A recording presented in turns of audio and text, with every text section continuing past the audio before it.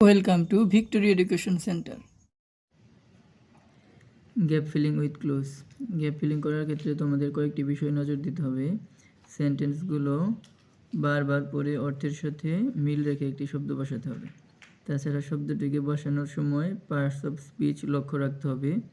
সর্বোপরি tense, subject, verb, agreement, voice সম্পর্কে ভালো ধারণা থাকতে হবে।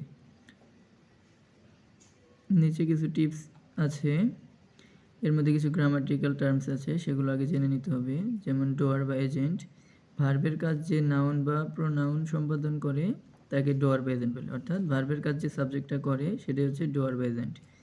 অ্যাক্টিভ আর প্যাসিভ হতে পারে। অ্যাক্টিভ বাক্যের সাবজেক্ট যদি ডোয়ার হয় তখন ভার্বটি অ্যাক্টিভ ভয়েস হয়, মানে সাবজেক্ট নিজেই যদি কাজ করে তখন অ্যাক্টিভ হয়। আর প্যাসিভ বাক্যের সাবজেক্ট যদি ডোয়ার না হয় তখন ভার্বটি প্যাসিভ ভয়েসে হবে, অর্থাৎ পাস্ট পার্টিসিপল করতে হবে। মডাল হচ্ছে যে হেল্পিং ভার্ব মূল ভার্বের মুড প্রকাশ করে তাকেই মডাল অক্সিলারি ভার্ব বলে, এগুলো আমরা সবাই জানি। যেমন can, could, shall, should, will, would, may, might, must ইত্যাদি। এরপর আছে আমাদের একটু জানতে হবে ডিটারমিনার সম্পর্কে।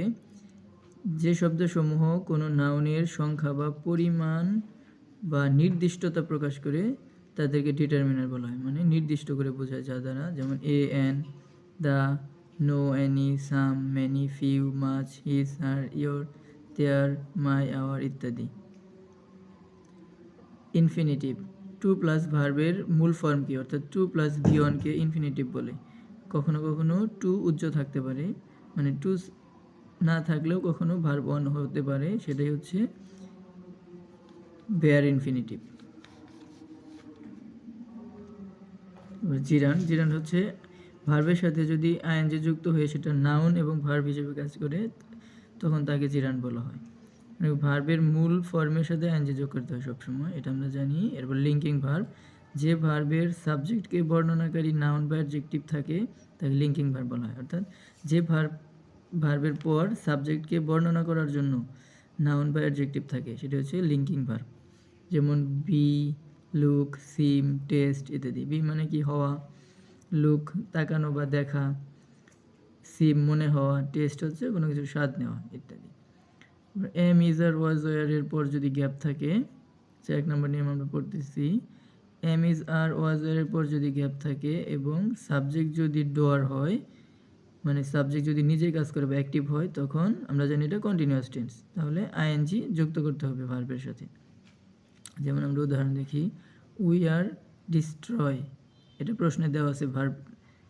উই আর ড্যাশ ফরেস্টস, এটা হচ্ছে অ্যাক্টিভ ভার্ব, আমরা কাজ করছি, তাহলে continuous tense. Destroying, we are destroying forests. I am dash the work, I am, আমরা এখানে দেখেছি am, is, are, was, were থাকলে এবং সাবজেক্ট যদি অ্যাক্টিভ থাকে তাহলে আইএনজি যুক্ত হবে। I am doing the work. He was kicking the ball, সে বলকে লাথি মারছে। এবার am, is, are, was, were এর পর যদি গ্যাপ থাকে এবং সাবজেক্ট যদি ডোয়ার না হয় তাহলে আমরা বুঝবো এটা প্যাসিভ আছে, তবে পাস্ট পার্টিসিপল ভার্ব বসবে। যেমন ইনজুর্ড স্টুডেন্টস, মানে আহত ছাত্রগুলো, ওয়ার ড্যাশ আনট্রিটেড, মানে তাদেরকে চিকিৎসা দেওয়া হয়নি, কেপ্ট। পাস্ট পার্টিসিপল কিপের পাস্ট পার্টিসিপল হচ্ছে kept. Injured students were kept untreated.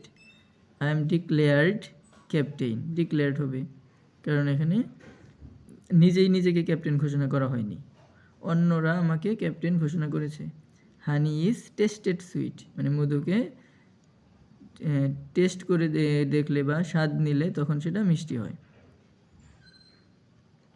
এবার যদি আমরা দেখি টু বা মডেল অক্সিলারি এর পর যদি গ্যাপ থাকে এবং সাবজেক্ট যদি ডোয়ার হয়, মানে অ্যাক্টিভ ভয়েসে থাকে, তবে একটি বেস ফর্মের ভার্ব বসে, মানে ভিয়ন বসবে।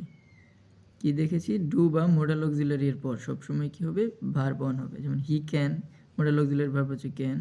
হি ক্যান স্পিক, স্পিকই থাকবে, ভিয়ন হবে। হি ক্যান স্পিক 3 ল্যাঙ্গুয়েজেস, সে 3টি ভাষায় কথা বলতে পারে। We must find